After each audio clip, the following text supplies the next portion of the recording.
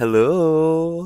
Dumating na yung race kit ko for Pokemon Run 2025 and let's see what's inside. Ito na yung aking race kit for Pokemon Run 2025 and ang cute-cute niya. Ikikip ko talaga to. Feeling ko ang laking event nitong Pokemon Run talaga kasi nagkaubusan rin ng mga slots and doon ako sa pangalawang opening ng slots nakakuha ng aking registration.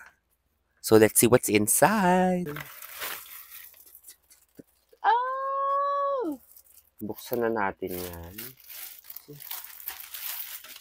Of course, yung Pokemon t-shirt for takbo-takbo. Ayan siya, ang cute. It's yellow.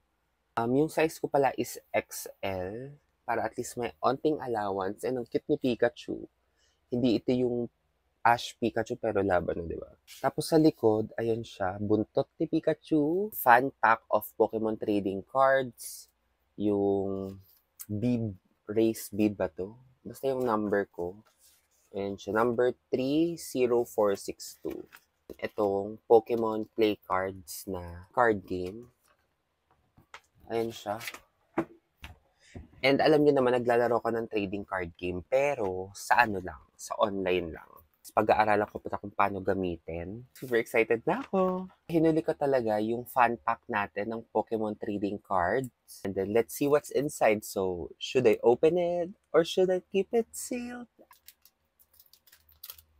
Ito ata yung first ever authentic trading card na meron ako.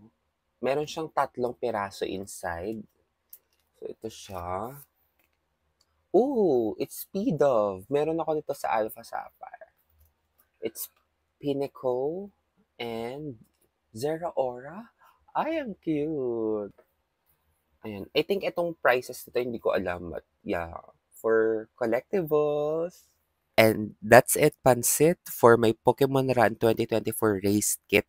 I cannot wait for the Pokemon Run. The Pokemon Run will be happening on February 9 in Mall of Asia, Pasay. Bye!